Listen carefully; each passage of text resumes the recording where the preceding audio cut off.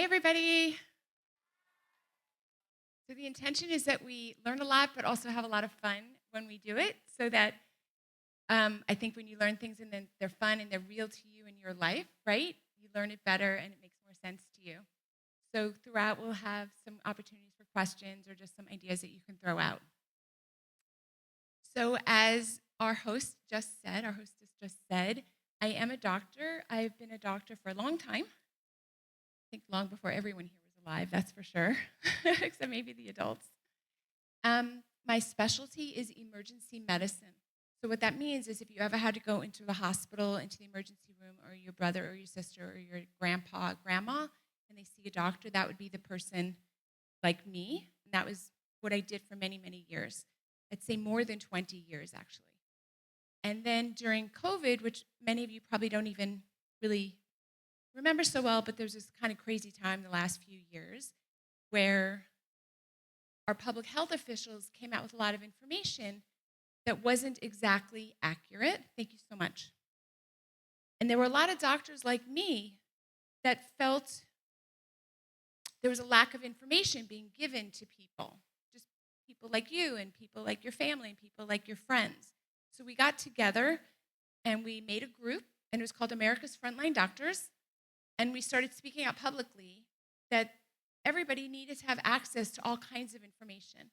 What had been happening is that the government was giving people information, but also at the same time, the government was not allowing other sources of information to come out. So that's the part that really upset me. I am fine with anybody giving their opinion. I'm not okay with some people's opinions being heard and other people's opinions not being heard. And that's actually what I want to talk to you guys about today, is about the right to speak and the right to be heard, that other people should have an opportunity to hear what you think and you have an opportunity to express yourself. For me as an American, that is very, very foundational to why I love America, is that we live in a country where you can speak and you can be heard and you can hear all kinds of people say all kinds of things, and some of them you agree with and some of them you don't agree with. But that's the kind of country I want to live in, and that's what we're going to talk about today. In the law, this is called freedom of speech. We have an absolute right under the government that our right to speak freely can never be encroached upon, can never be constrained or limited. But you'll notice that I said that the government doesn't have the right to limit it. The government doesn't give you the right to speak freely. Where does our right to speak freely come from? Exactly, right? It comes from above us. It comes because we are made in the image of God, and God has a right. God is God. God wants us to understand him, I should say. God wants you to be understood. God wants your perspective to be able to be heard. We're made in God's image. It's very clear. And our founding fathers set up this nation to say the most important rule that we have in America as a new country 250 years ago is that every person should have a right to speak and every person should be able to hear that person if they should want to hear that person. If you don't want to hear that person, you can just go away and you don't have to be near them. Not being forced to listen to stuff you don't want to listen to. But you can't be silenced. It was so important that our founding fathers made that the very first law in our country. So we're going to talk about that today. So if our right to speak freely came from the government, doesn't it follow then the government could take it away? If they give us that right, they could take it away. That's why it's really important that you understand immediately it doesn't come from the government. The government's role in this is to not interfere with your inalienable right to speak freely. This is very, very relevant as you get older, the right to be able to speak and be heard. But even when you're young, think about this when you're in your classroom with your teachers. Let's say you have a teacher who makes a mistake, which I know would never happen here. But let's say in another school, a teacher made a mistake. Do you think you should have the right to be able to say something, like that you should politely be able to raise your hand and raise that for a subject? Do you all think so? I do, right? Because everyone makes mistakes, right? Teachers, parents, adults, kids, we all make mistakes. So that's kind of where it comes from, is that we have the right to say things. We have the right to say things if they're good and true. We also have the right to say things that are false and wrong. If our right only was to say things that are true and good, we wouldn't need a law. Everybody would agree. But we have to have the right to say things that other people maybe don't want to hear. And honestly, we have to have the right to say things that are wrong. Not because people necessarily want to say things that are wrong, but at any given moment in time, you may say something that's wrong. And maybe next year you figure out that that's not right, but you shouldn't be punished for saying the thing that's wrong. So that is our freedom of speech in America. Now, how did we get such an amazing law in our nation? It came from somewhere, right? So our founding fathers, you all know, we're going into the 250th anniversary of America, right? The birthday party for America is going to be 250 years old. And I know that sounds like unbelievable length of time, but think back to yourself. If this was 250 years ago, and you were one of the very first people creating a new country, what rules would you put in place to make this a country that you would want to live in?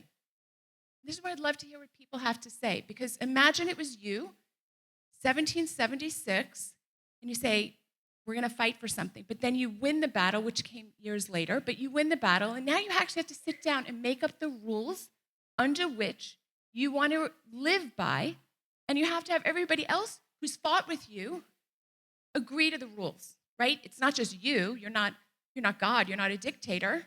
You have to get together all the wise people that fought with you. You have to come up with some rules. So what would be some rules that you would like to live by, that you could live with? You could just raise your hand or shout out some answers. No stealing. Love it. Absolutely. Yes. Everybody be nice to each other. I like that rule. How would you define nice? Everybody sharing. That is a noble goal. What if you don't want to share with somebody else? Should somebody be able to force you? We have to think about that, right? These are tricky. These are tricky things to come up with. Rules that are fair for you and you. What are some other rules that you might want to come up with? Freedom of religion. Huge. I'll get to you in just a second. Freedom of religion is huge. People these days don't emphasize how important this was to our founding fathers. Our founding fathers very much wanted to put freedom of religion central. They knew how strong it could be when a government said, this is the religion, the only religion, then the government could invoke God for all of its reasons for doing whatever it's doing. Most nations actually, certainly up until that time, operated like that. The power, the king, or the prime minister, or whoever they had in charge, would typically say, God has said, I do this, and gives them the authority. Freedom of religion is huge. Any others?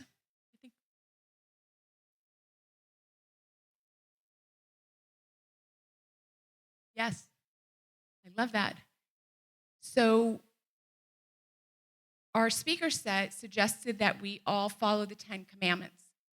So I think people in this room understand how important that is. And that was very much a part of our founding fathers' beliefs. And they put it very strongly in our Constitution. They didn't call it the 10 Commandments, but they put all the rules really that inform the 10 Commandments into our beginning government. And they were not shy about saying, we are doing this because it's God's law. So they would invoke God's authority to put in things like the 10 Commandments very close to it. Yeah, not murder, big one. Like even if somebody takes your stuff, right, you can't kill them.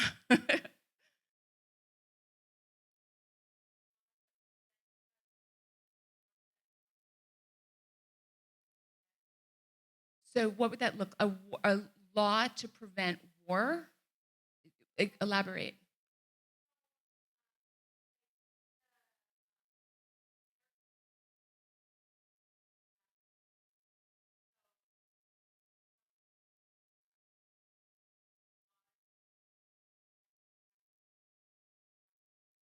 Yes, so that's a really interesting kind of a deep point, which is how about we have laws to encourage that our country never splits apart like we split from the British? I do think our founding fathers tried to do that. I do think they tried to make enough freedom here that we wouldn't feel the need to depart from our government masters. I think that's a very important goal that they had in mind. Thank you. Insightful. Right to self-defense, near and dear to my heart, probably many of you in this room. Why is that do you have some thoughts behind that? Like, why are you saying that? Yeah. Are you thinking in terms of defending yourself against a person who might come to hurt you or defending yourself against the government trying to hurt you? Where does that come from? Okay. So our founding fathers definitely thought that you have a right to defend yourself. It was very, very clear you have a right to defend yourself from people trying to hurt you. By the way, very much based in Torah and the Bible. But our founding fathers did something really special, which said in our right to defend ourselves, they specifically said we have a right to defend ourselves from the government. That's in our Bill of Rights. It's the Second Amendment in the Bill of Rights, and it says we can arm ourselves. And in fact, we are supposed to stay armed. We're supposed to have a standing militia to defend ourselves because the government can get too strong. No child kidnapping. For sure, you can't have kidnapping. That is a big deal. That was a very big deal in olden times, humans being kidnapped. I wouldn't say that that was directly stated like that by our founding fathers, but they said that every person has an inalienable right to life, liberty, and the pursuit of happiness. And clearly, if you're kidnapped against your will, you are not being able to enjoy your life or your freedom or your personal happiness. Yes? Could you speak up a little bit? No phones. What made you say that? Or what gave you the idea?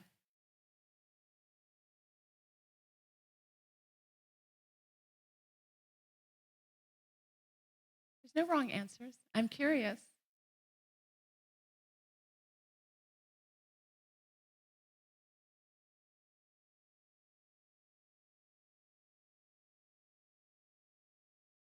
I'm not sure I clearly heard. Um, I'm not sure I clearly heard you, but you were saying no phones. So that would not be something that the founding fathers would have thought of. There were no telephones at the time they lived 250 years ago. That's quite a concept, right? Like no telephones. Can you even imagine a world like that? Let alone cell phones. So that would not have been in, but they were very keen on people being able to communicate with each other in general.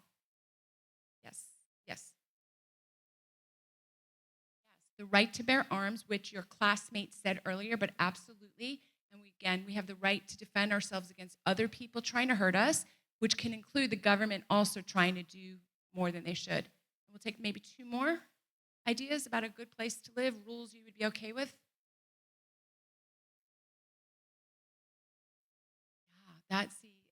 Yeah. So our classmate said the right for the people to be able to check the government.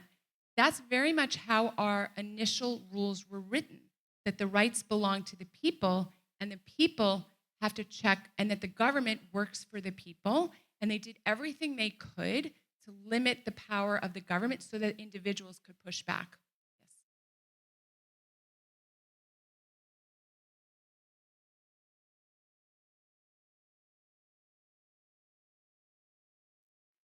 Yes. Interesting. That's just because of what happened the last few years, that the government. So our speaker suggested that there should be a rule that if there's something that could help people, that the government is not allowed to hide that information. So I would say that our founding fathers had a similar thought in mind when they said that the press, media, what we call media these days, the press had to be free, having a free press. And many of our founding fathers have gone on the record and said that a free press is what keeps us free, that the press or the media is what keeps the government in check, because the press or the media is really the voice of the people. And the people should go out and check and see what the government's doing and report on it. And if it's not good, they're going to go back and pressure the government. So for sure. And what would be the last one? Yes, the right to be able to speak up. That's right. Why is that so important?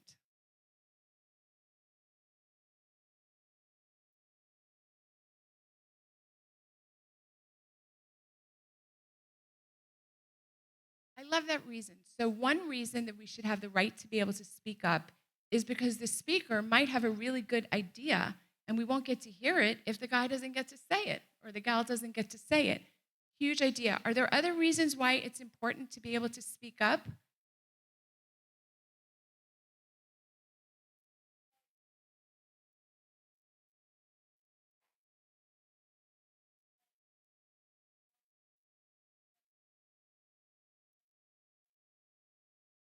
Another reason to be able to speak up is if somebody is making a mistake. That person could be in the government, and the government could be saying something, and it might be wrong on purpose or it might be wrong by accident, but people need to be able to say something that's different. Actually. And to spread the gospel. Yes, there should be our founding fathers thought it was very important that people should be able to speak clearly and that the government can't be involved. The position the government took, which I'm going to talk about in a little bit, is that a private citizen, a person like you, your teachers, your family, has total freedom to speak on anything, certainly including religion, gospel, and all of that, but that the government, as a big authority figure, is not allowed to speak and tell you what to believe in terms of gospel and Bible, Torah, etc. It was a very deliberate decision by our founding fathers because they came from a world where the government was telling people what to think from a religious perspective. So as much as we love and believe all the things we believe are true from the gospel, our founding fathers believed, very important, that everybody gets the right to make that choice for themselves and that the government can't force you. So you're allowed and encouraged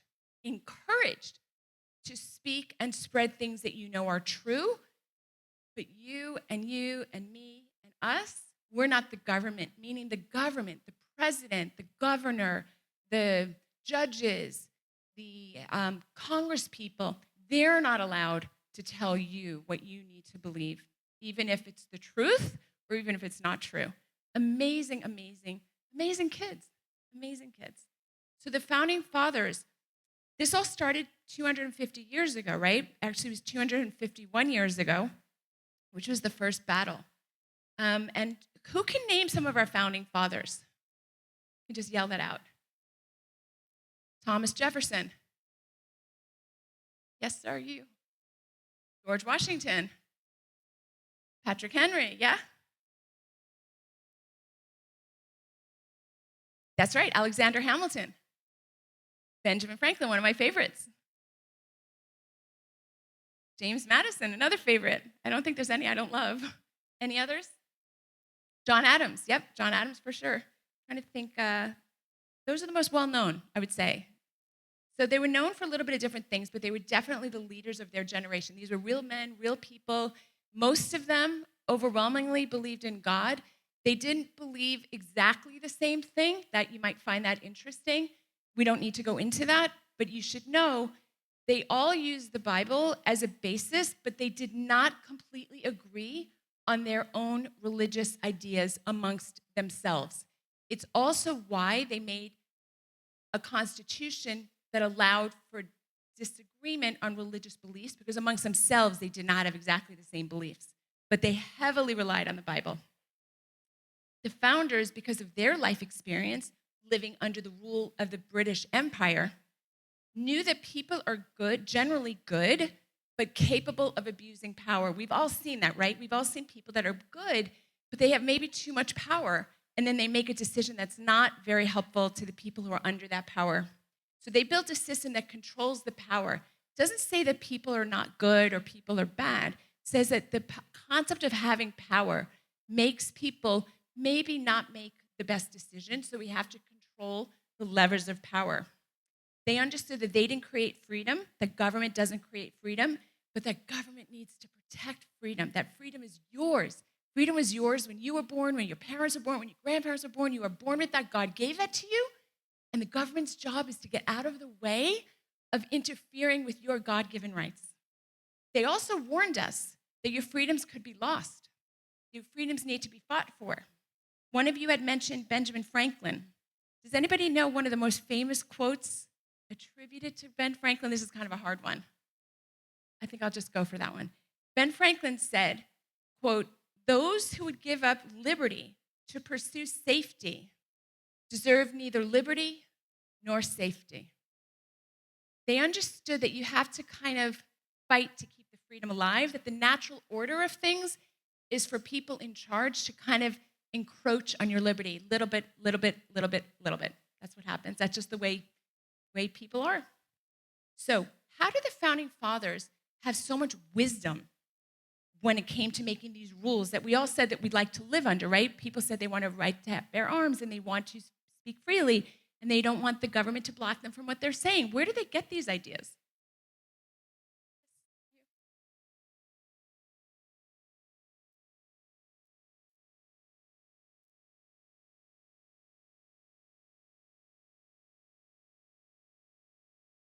That's a very good point. We're saying, where do they get these good ideas? And our speakers volunteered that they listened to each other. These were smart people. They knew they were smart, and they all listened to each other.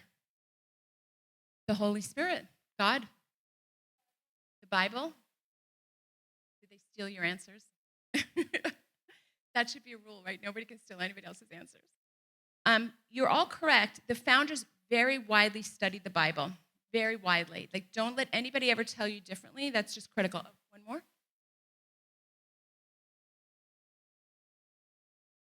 About religion in particular? I know that, I'm not an expert on that, but I know that the colonists, the early Americans, were very much limited by the British Empire, what they could say, what they could disseminate, and also they had to belong to the Church of England. So yes. Oh, because they looked at what happened before. That's a very good point. They look at history. They said, in history, this is usually what happens. That's correct. The founders widely studied the Bible. They talked to each other, right? It wasn't one guy making a decision. They looked what's happened in the past, and they determined that rights come from God. Rights do not come from kings. Rights do not come from the government. And they wrote all this, and they put it down in what you all know is the Declaration of Independence. They wrote it down, and they said, this is it. And that's what was signed in 1776, 250 years ago. And it opens with, people are endowed by their creator, God, with certain inalienable rights. And very, very early, they separated powers. They divided power so that no one person or no one group had all the power. It's a hard question, but I think somebody here will know the answer. Where in the world did they get the idea that power should be separated and not all in the hands of one guy? Where did that come from? Generally God, but where did they learn that? Where did they read that?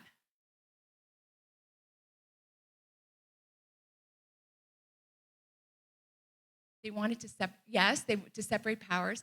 I'm looking specifically, did they read anywhere where anybody wise had advised somebody how to separate powers? Do you have somewhere specific in the Bible?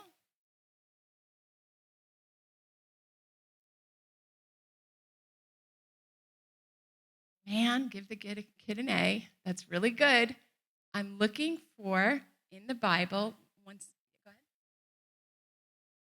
Well, what I'm thinking of is y'all may not know this, but I'm Jewish, and every week in the Jewish religion, we read a portion of the Torah, which you know is the Old Testament. Every week, we do this for all of our lives. So, in Parsha, which means the weekly portion of Jethro, which we call Yitro in Hebrew, right? Who's Jethro?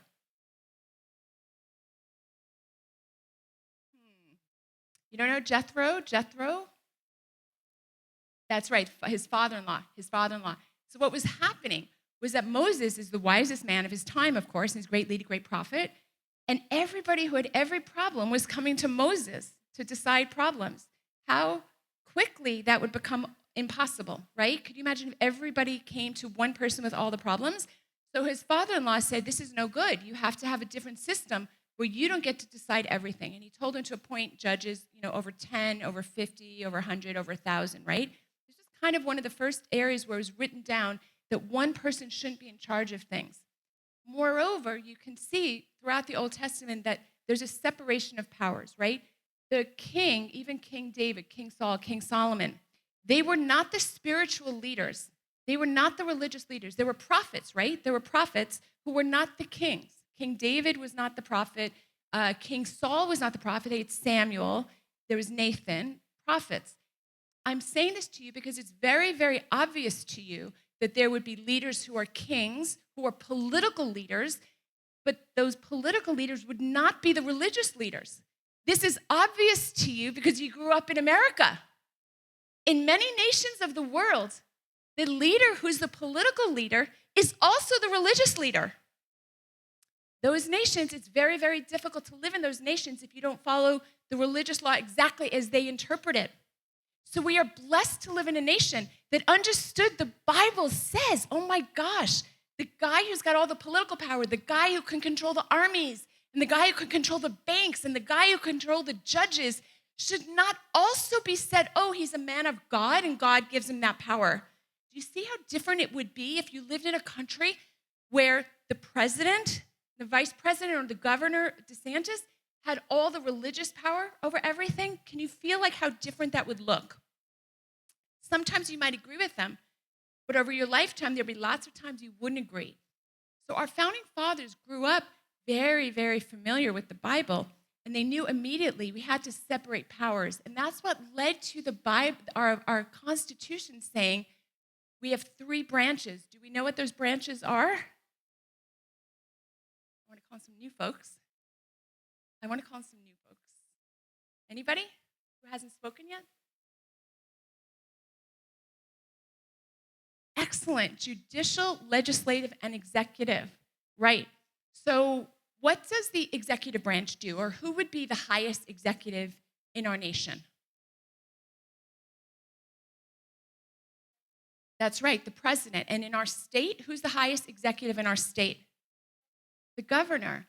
And what would be an example of legislative branch? Like, what is that job called in America?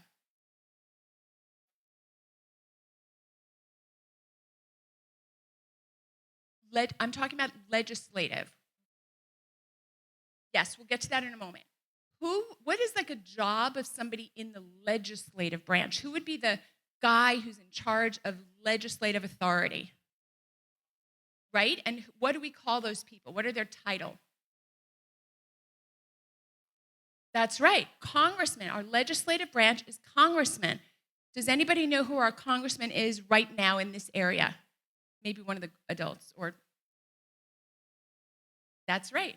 Byron Donalds is right. And just to show you that there's fluidity, this stuff goes round and round.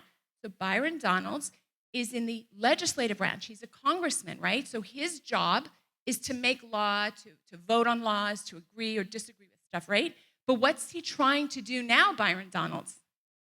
Do you know? Does anybody know? Right, he's trying to run for governor, right? But that's a whole different area, right? So he's trying to go and to be in the executive branch now. That's interesting, isn't it? Like, you're not locked into one. You could be a congressman, and then maybe you can go into the executive branch, or maybe the judicial, which we'll get back to. So that's our country. Our country is, you're not prevented from doing one or the other. You could do them. You just can't have all of the power, right? You can't have all of the power. And what does the judicial branch do? We'll go back to you. Yeah. The judicial branch is the court system. And you might say, well, what do we need a court system for? We've got congressmen, right? They, quote, make the law or vote on the laws. And we've got the executive, like the president or the governor, and they enforce the laws. The judiciary, they're supposed to interpret the law. So let's say Congress writes a bill or our state house writes a bill and they write it up and they say, it could be a big bill. You've heard of the SAVE Act, or you've heard of the President Trump say the big, beautiful bill. So there's these big bills, but there's also small bills you might have locally. Like you might in your local city council, you might have a vote, an ordinance. Yeah, you might have a local vote. Whatever that is, though, sometimes the way it's written is unclear, or sometimes people just like to fight and argue, and they need to go to somebody to decide what did that bill really say. And that is the court system. So the court system is supposed to decide what exactly this law says, how it's supposed to be interpreted, because sometimes it's not written perfectly well, or sometimes times change, and the court system is supposed to decide. This is actually very important as you go through life. You'll see that sometimes people are stepping into each other's territory. So the Congress people and the executive branch people, the governors and the presidents, they're supposed to write the laws and make the laws, and the court is only supposed to interpret the laws. That's how it is. That's how it's set up. But lots of times you'll have judges say, you know what, I don't like the result in this case, and I'm going to kind of, interpret it this way so I get this result. That's actually not what they're supposed to do. They're supposed to only interpret. That's how it says it in the Constitution, separate the powers. Very important, and our founding fathers absolutely got all of that from the Bible. Separation of powers is critical. Started with Moses, through 10 Commandments.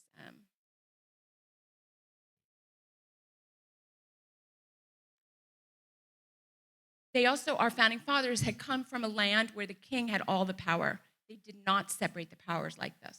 So they were very familiar what it was like to live under basically a sole executive decider who got to decide everything, got to decide taxes, got to decide liberty, got to decide how the law would be enforced. So they didn't want that. Very good. So when we had the War of Independence, which, by the way, was about 5 years, I would say, and finally it was won. This is a very hard question, so if nobody knows it, I'll just say it. The last battle, does anybody know what the last battle in our War of Independence was called?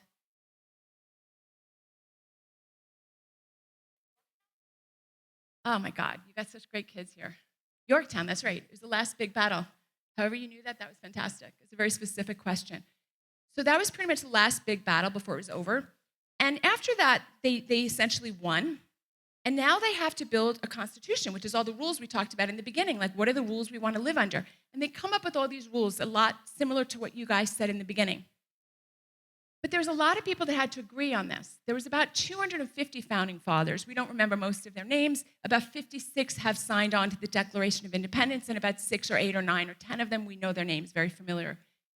But they make a constitution, but there was quite a few of them who said, we are not abiding this constitution because the constitution is not guaranteeing my individual rights. Because a lot of people who wrote the rules had really noble intent, but it didn't go far enough for some people in terms of protecting their rights as individuals. These are people that were very, very sensitive to government power, to government abuse, very sensitive to it. Many of the initial founding fathers said, we are not signing on to this constitution unless we have an individual Bill of Rights. Bill of Rights such that individuals' rights can never, ever be taken away. They can never be voted away. They exist always. And that's called the Bill of Rights. And the Bill of Rights, in my opinion, is the most important part of the Constitution because it gives all people rights. It doesn't matter who votes. It doesn't matter who's in office. It doesn't matter who wins what election. We have these rights no matter what. I believe we're the first government that ever did that. And now many governments have copied that. They will copy our Constitution, including our Bill of Rights. The reason the Bill of Rights is so important, you've heard people say we live in a democracy, right? That's something that you've heard. Not true. We live in what's called a constitutional republic. This is how a democracy goes. Let's say you've got 3 kids on the playground. 2 of them are friends. One of them they're not really friends with. But the one they're not really friends with has the best toy. A democracy is that the 2 friends can vote to take the toy from the third, the less popular kid. That's a democracy, perfectly legal, 2 against 1, democracy wins. That's why we're not a democracy. In a democracy, 51% can vote away the rights of the other 49%. period. So our government is a compromise. We have a lot of democratic features where the people get to vote a lot. It's throughout our government. But there's certain rights that can never be taken away no matter how people vote. So our rights are pre-political, pre-government. The Bill of Rights took many years to come across, I think about 4 or 5 years. What are some examples of things that are in our Bill of Rights? Anybody know what's in our Bill of Rights?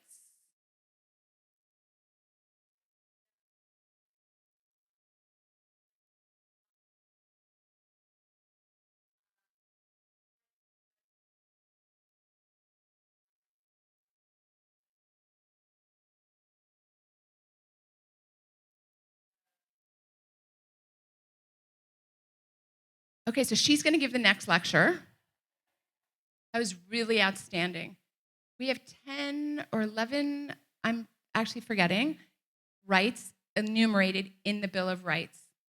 The first one is, for me, my most favorite, and it gives us 5 rights. We think of it as the free speech right, the right to speak freely, but it's not just you as an individual as a right to speak freely. It's the freedom of the press and freedom of your speech, and it's freedom of religion.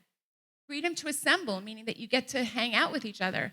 That's very important, like to go to church, for example. The right to associate and the right to petition your government. Somebody had said it earlier, the right to complain if the government has done it. Those are all in the first, they're all kind of, we kind of collectively remember them as the freedom of speech, but it's the freedom of speech that you can speak, in a way, truth to power, and that the press can't be silenced. And then the Second Amendment, right, is the right to bear arms. And if you go look in our Bill of Rights, you may think it's about self-defense. It's not. It's about defending yourself against the government. We forget that because we live in a time we think, oh, we're not really going to ever have to take up arms against the government. That's what people think when you live in a beautiful country like ours. But actually go read the Bill of Rights, and our founding fathers were not really so concerned about self-defense in terms of crime happening against you, although they were, right? You're allowed to defend yourself. They were much more concerned from a political perspective about your right to take up arms against the government. And as you get more advanced in life and you grow older, you will see that the first thing that many nations do, other nations, not ours, when there's a revolution, is they take away the citizens' arms. It's very common. It's happened in many totalitarian regimes across the world, and it cannot happen here because we have a right that is never going away, that's written into the birth of our nation and ever since. So freedom of speech, I always think of freedom of speech really as 2 things. It's your right to speak, which really is important to your happiness and your self-identity and to express yourself as a person. But it's also everyone else's right to hear your ideas, whether they're good or bad. So think of it as those 2 things. Freedom of speech sometimes comes under attack, and you'll hear people say, well, I don't think, and I think somebody said it earlier today, people shouldn't say mean things. The problem with that, if you were to say, I want a law that says you can't say mean things, is who gets to define mean? And also, even if you had the world's wisest people defining what was mean, what about the things that are mean that only bother 1 person in 100? I can think of things that people would say to me as a Jewish person that if they said it to you as a Christian, you wouldn't care at all, right? So who gets to make the rules as to what's mean? And how does that not get kind of corrupted over time? Our founding fathers, I believe, had the wisdom to say, no, everything is fair game. Everything's fair game. One of the things I like to say is the antidote or the solution to mean speech, which grown-ups sometimes call hate speech, the answer to hate speech is more speech. The best ideas will win. There's always going to be people who say mean things. It's just unfortunate. That's just kind of human nature. But generally, they kind of die out. If you let them have a little bit of breathing room, people go, they might listen to the guy, and they're like, yeah, this is stupid. I don't want to listen to this, right? And so the answer to hate speech is more speech. More speech, more speech, more speech. Our government has a little bit of limits on this. There's a little bit of limits on free speech. You can't say things that would encourage somebody to directly hurt somebody else. It's called incitement to violence. You can't say, I'm going to go kill so-and-so person at so-and-so address. You can't do that. That is not allowed under free speech. You're also not allowed to say things that are objectively dangerous. The classic example is you can't be in a busy movie theater and say, fire, fire, and like everybody jumps up and tramples each other. That would be considered dangerous. So we have some limits on free speech, but in general, you can say pretty much whatever you want in this country. And if you don't like it, you don't have to listen. But if you think someone's saying something that's bad or hateful or mean or stupid, you should go up and say smarter, nicer, kinder things. And you're absolutely encouraged to do so. So let's see. This is something that maybe I'd love you guys to think about. In my experience and observation, most major improvements in life have come about from some unpopular idea that someone had. That initially, when the person said that thing, everyone thought they were crazy. Depending on where they lived, the government might even punish the person and put them in jail or execute the person. And then over time, people agreed that was a pretty good idea. And then all of a sudden it becomes widely accepted. There's so many examples like this. And I'm wondering if you guys can think of or have been taught any examples of things people have said. They were mocked, they were laughed, they were ridiculed, punished, and eventually everybody just accepted it as self-evident. Give a chance for people to think.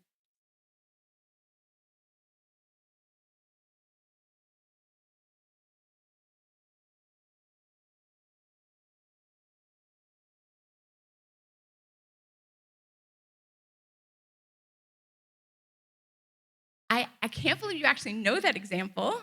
That's fantastic. I actually wrote down the fellow's name because I didn't know it. Ignaz Semmelweis. So to repeat what our student just said, as an example, there was a time, I think it was the 1800s, so that's not that long ago in the scheme of history. Surgeons used to go in and operate on patients. They used to go from room to room. They didn't wash their hands. They definitely didn't have gloves. And they would literally go like into a patient's body, doing what they're doing, right?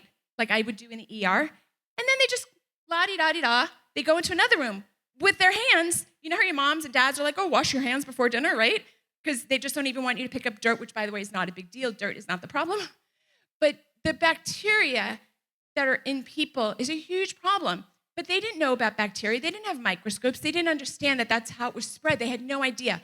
But one guy was noticing that certain people that went room to room to room, that guy, that doctor, he had a lot of infections. Like his patients died. And there was other people who weren't going from room to room like that, and those patients didn't die. So he came up with a theory. Remember, no microscopes. They never heard the word bacteria. You all know way more than they did. They'd never heard of this. There was no such thing. They never heard of this. All they knew, some guy observed, this guy that's going room to room to room, people are dying at a higher rate. This other guy wasn't going room to room. And so he proposed that there's something, they didn't know what it was, some magical thing that was going like room to room with the doctor. They didn't know what it was. He said, I just think we should wash hands in between. I don't know what it is, but let's just try that. He was mocked. He was ridiculed, right? Because whatever this thing was, no one could see it. No one could hear it. It was just this invisible force. And he said it, and he was tremendously mocked. Then it was sort of accepted, and then it became so self-evident, people were like, whoa, duh, obvious. You see how that's how ideas go. They go from being mocked because they're so different from what exists to a period of like, maybe, to a period of total acceptance.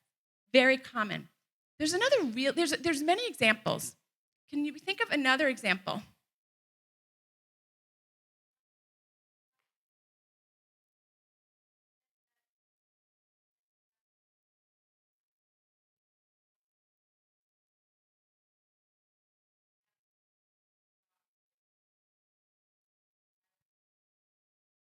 You're correct on the theory. Does anybody have the proper name for who got into trouble over that concept? Am I not right? Galileo, yes, exactly right. So what did he say that was so heretical?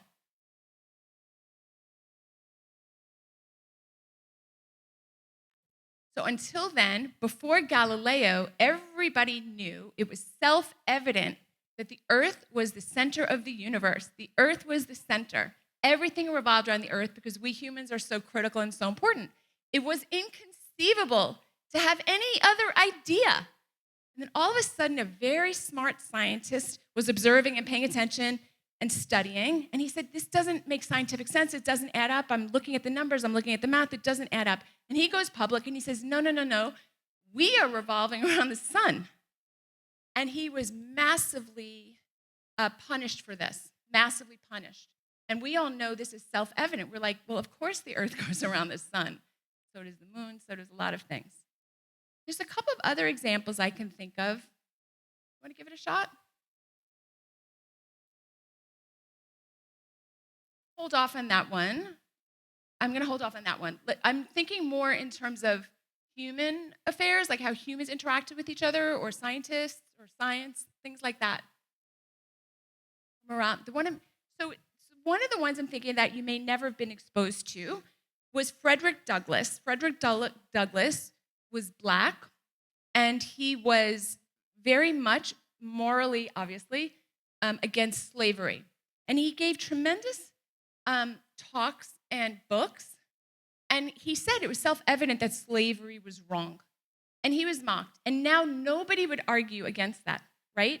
So these ideas, my point is that ideas that are unpopular go through a stage. They're unpopular, then they're kind of maybe quasi allowed to have a little bit of breathing room, until finally they're so self-evident that nobody can even imagine not thinking those things. Keep that in mind when you, as you go in your life and you hear people say things, you're like, oh, that's crazy. Just wait. Just wait and wait. Wait a little bit. Wait 6 months, wait 2 years, see what you think then. Speaking truth before other people see it, it can be very risky and very dangerous, and there's lots of great examples, which I'll get to. The point is that free speech is very, very challenged. I have a couple of favorite examples. I don't know if the students have ever learned about Dietrich Bonhoeffer. Does anybody know the story of Dietrich Bonhoeffer? You've heard of him. Okay. I'm gonna go ahead and just share it with everybody. This is a story worth looking into. So Dietrich Bonhoeffer is a German Lutheran pastor who lived in the 1930s and the 1940s in Germany. You all know that that's when World War II happened and the Nazi era happened. So he's a pastor, and he's just doing his thing as a moral pastor would do, right? Preaching good, be kind to others, do all the good things. And at the same time, politically, the Nazis were coming to power. And the Nazis decided they wanted to control the church. Remember how we think it's important that religious authority and political authority are separated? Well, under Hitler in Germany, he tried to say that religious authority and political authority belonged to the same authority, and he had the authority.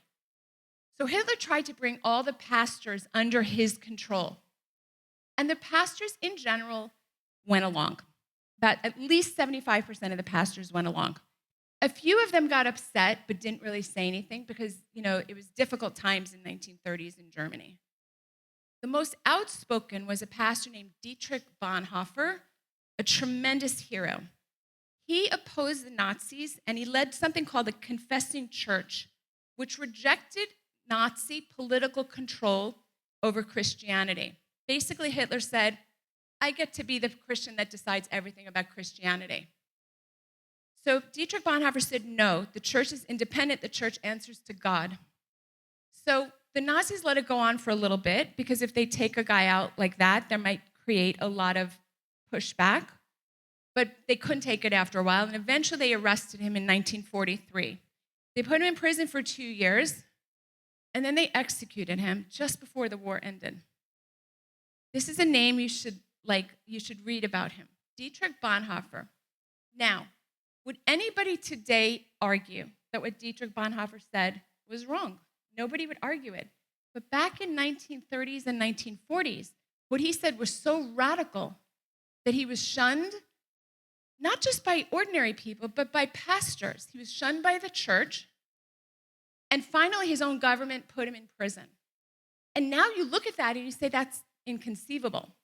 So I'm sharing with you that the price of speaking up is if you see something before someone else has seen it, it doesn't mean you're wrong. It could mean you're right, but you're early. And have faith and courage based upon who you are. You all have more of a foundation in what God's truth is than most people. Have faith in that. Sometimes you will find yourself in a situation that is in total conflict with something you know is true, and you should say something when that happens. You don't have to be mean. You shouldn't be mean. You should be polite.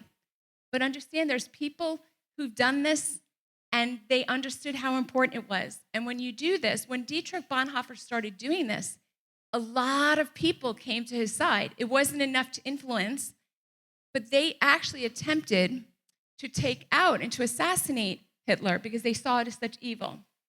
So you all have the right inside of you. You know what you know, and you shouldn't allow yourself to be silenced if you know something. So I think your host asked me to speak today because I have direct knowledge and experience with this very subject of speaking out.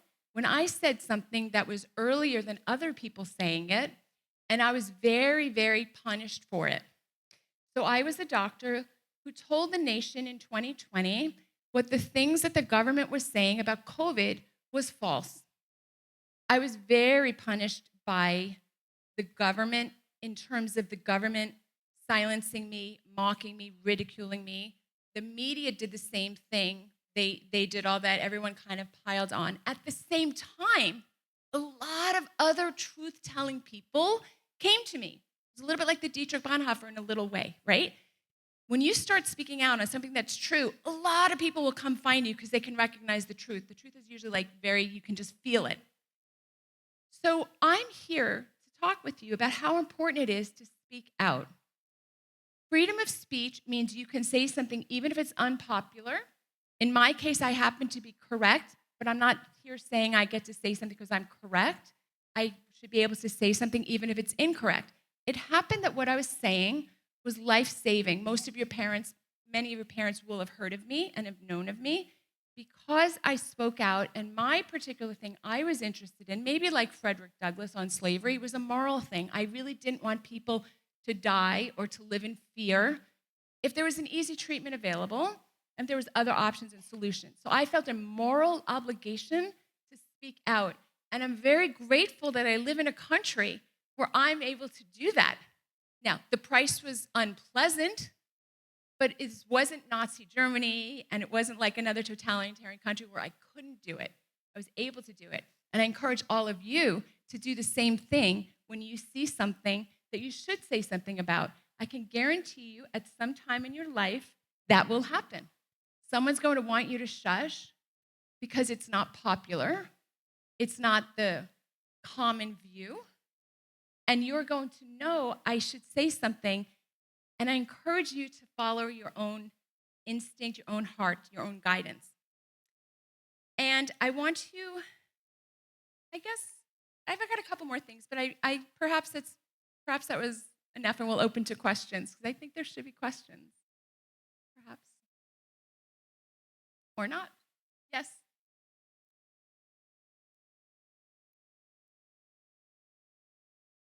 That is a great question. The question is, does the Bill of Rights apply for the whole world? The answer is emphatically no. So we live in the most, with qualification, we live in one of the most free nations in the world because we have a Bill of Rights that gives every individual the rights to free speech, the right to bear arms, the right to assemble, the right to religion, free press, and all of that. Many countries do not have that Bill of Rights, and some countries who have kind of a Bill of Rights violate it all the time. But sometimes when you hear stories about things that have happened in other nations, it's because they don't have a Bill of Rights.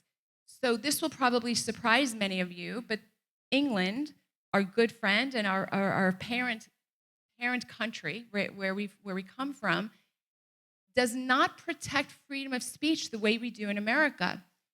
So if you are a kid or a young adult or an adult in England and you post on social media certain things that the government doesn't like, and I'm not talking about dangerous things like go kill so and so. I'm talking about unpopular opinions as defined by the government, things the government doesn't want you to say. Right now, today in England, you can get arrested. Right now, there's tons of examples in the pro-life space on people who fight against abortion, and there's tons of this in the religious space, even in our good friend England.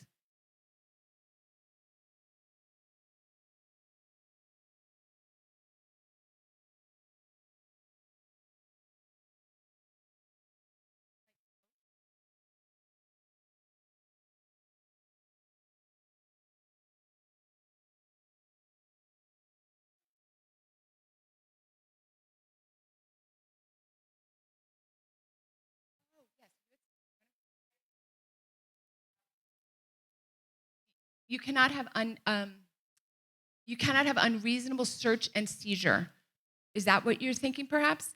That means that the government is not allowed to go into your home without permission and just look through things. Just look through things.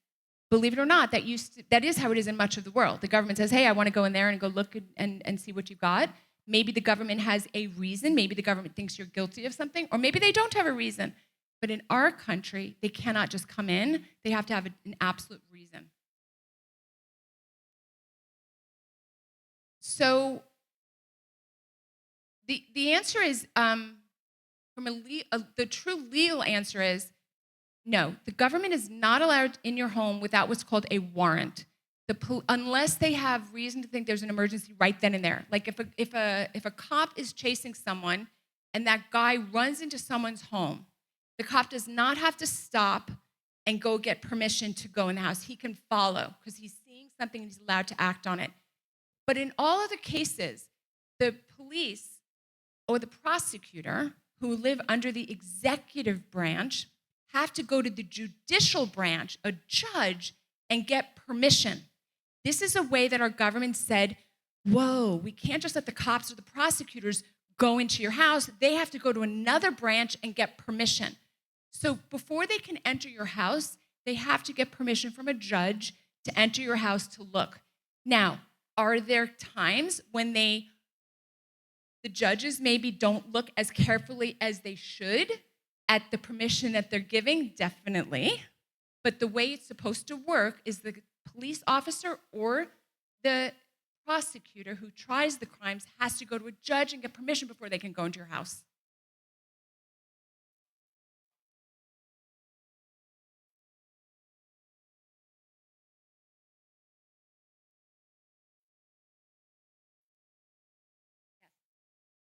For sure. I thought of that one as well, and I couldn't think of her name. Yes, very much so.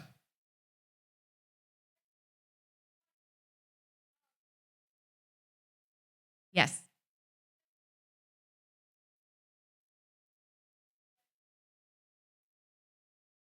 Thank you. Probably not. However, I am involved in trying to make sure that we pick the right people for those branches, and everyone has to decide in their life what they're going to do to make sure the government you live under is serving you. Everyone, I'm here to tell you the bad news, it's not up to other people, it's up to you. That means you have to do a little bit of work. The minimum work you do, the minimum, this doesn't even count, is when you turn 18 is you vote. You must vote. But that doesn't, that's not enough. You have to do something else. You have to find the people that say things that you agree with, and you have to help them get into office, or you yourself have to run for office.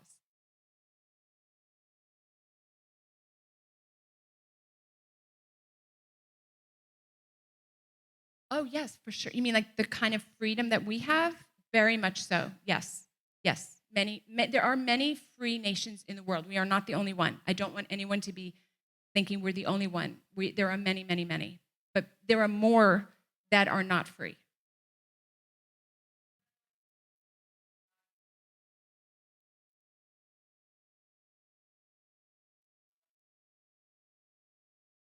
The rights that are guaranteed in our constitutional republic are the Bill of Rights and our Constitution. It means that our legislative branch and our executive branch can't vote them away. But we can change, those rights can change all the time with different laws that are passed. What can't change is the Bill of Rights and things that are in our Constitution. Yes, everything else can change. People vote differently.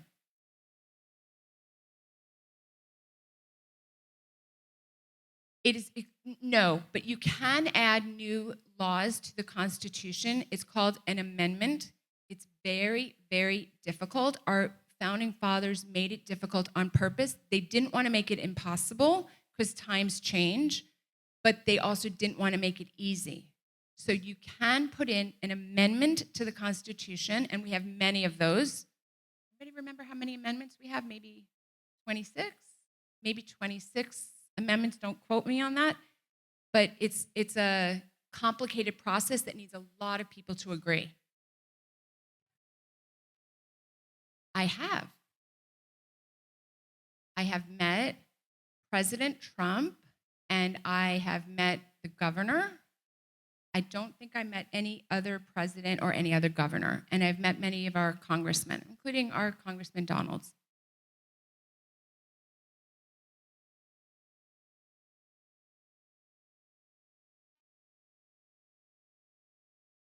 He's like an amazing life story. So he was Black, and he recognized, perhaps because he's Black and perhaps because he was brilliant, just how immoral slavery was. And he was very important in what's called the abolitionist movement, which is the movement to end slavery.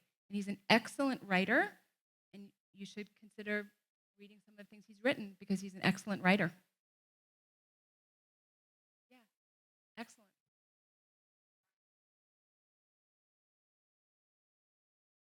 So the question is, what made the vaccine dangerous for people? I'll only speak on this for a few moments. The lane I care about the most is our freedom and our Constitution, which gives you the right to choose what to do. It happened that this particular shot was not really a vaccine and didn't do what it's supposed to do. What do you think a vaccine is supposed to do, right? A vaccine, go ahead. Help you.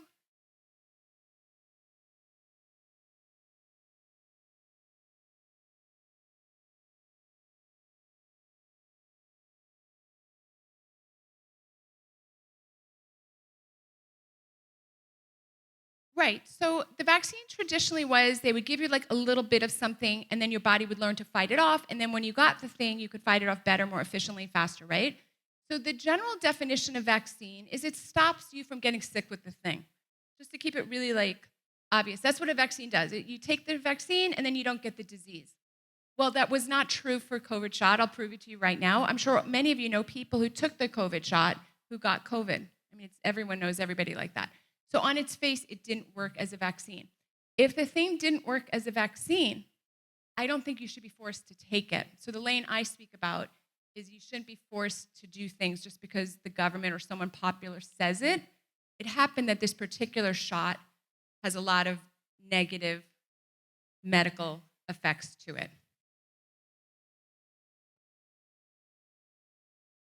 So there's a tetanus, unlike COVID, you've heard of the tetanus shot, like right? So tetanus is a lethal, dangerous, terrible disease, and we are lucky to live in an era when there are tetanus shots. That's a fact. However, the tetanus shot is not made by itself. The tetanus shot is given with 2 other medicines in it, more than that, actually. And they don't even sell it as its own thing, as a tetanus shot. So the answer is complicated, but tetanus is a tough, bad disease, and you would very much be grateful if you had a tetanus shot if you were risking tetanus.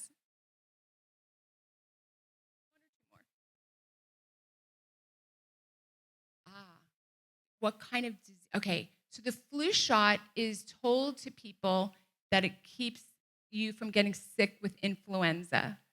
So when I was working in the emergency department, I knew that it didn't work, not because I read it somewhere, but because pretty much everybody I ever saw in the hospital with influenza had already taken the influenza shot. So I've known my whole career that it didn't work. And I'd say that made me a little bit suspicious that, like, what were people telling me? Because I was told as a doctor that it worked, but then in my real world experience, it didn't work. So the government has finally came out and acknowledged that it does not really work. It's a virus. Influenza is a virus. You will recover from influenza. It's unpleasant. I had it about 6 years ago, I think, and I was really sick for about 2 weeks, but you recover. You may not recover if you're frail, if you've got multiple medical conditions, right? Anything you get can cause you to do poorly, and influenza is one of those. But for the average person, you will recover from influenza. Like a public health commissioner? I probably have, yes. Here in Collier County, and I'm so sorry I'm forgetting their names, but they're very important, actually. My goodness gracious, that's embarrassing. Yes. Last.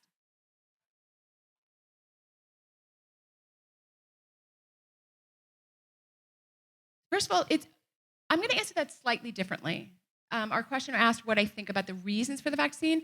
My answer is, I have my opinion, and you should have your opinion, and you should be able to think of your own opinion and speak your own opinion. I'm very much against censorship, and one of the reasons I'm very against censorship and propaganda is because over time, it limits your ability to think for yourself. If you're told over and over, I can't say that, I can't say that, I can't say that, after a while, you stop being able even to think of it.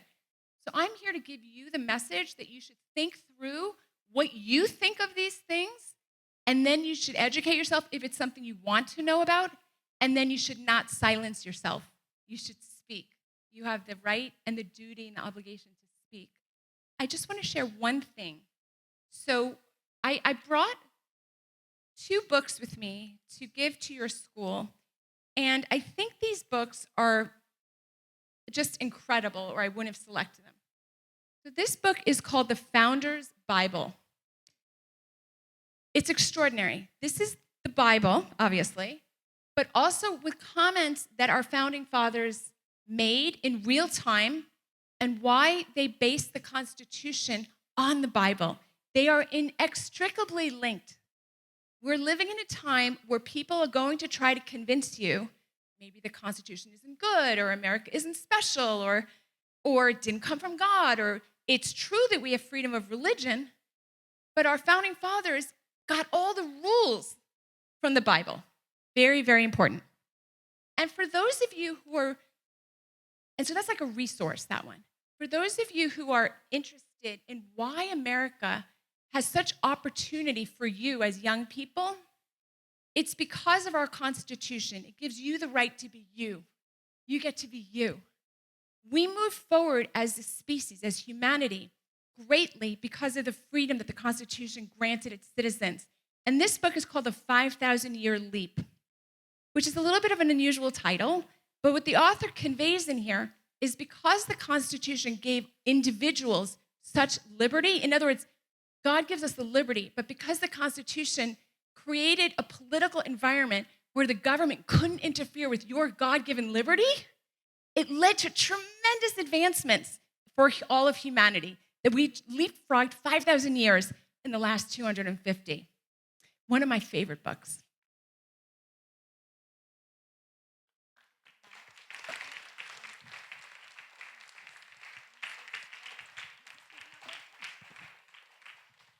What a treat. Thank you so much, Dr. Simone Gold, for coming to speak to us about freedoms. I remember when we were going through COVID, and you were up there with the other frontline doctors on the steps of the Capitol sharing what was working for your patients with ivermectin and hydroxychloroquine. And hearing that, and I started sharing it on Facebook. And as fast as I was sharing it, it was being taken down. And I kept sharing it, and it said misinformation. It was being taken down, and I couldn't believe it. And I called Rochelle, and we were going back and forth. We're both trying to share. And I'm like, whatever happened to freedom of speech? Since when can we, the American people, not get a second opinion? You know, we go to different doctors for different reasons to get different opinions. So we thank you for your speech. Thank you for speaking with us today, and thank you for fighting for medical freedom. I just want to say, I'm so sorry. I just want to say, because I like to speak about general principles and not just me, but I also think it really helps to have a person and an example in mind. And you are correct. If the government had had its way, you would never have heard of me. I wouldn't be here speaking today. So if you got any value in what I said today, you liked it a little or you liked it a lot, Just know that we came very close in our country where you couldn't hear this. That the government literally, you don't know this, I was considered one of the 10 most censored Americans in a lawsuit called Missouri v. Biden. The state of Missouri sued the president, Biden. And I was named as one of the 10 people in America that's most censored. So if you enjoyed today at all, remember, keeping the freedom of speech is critical. Let's give her a round of applause. Thank you so much.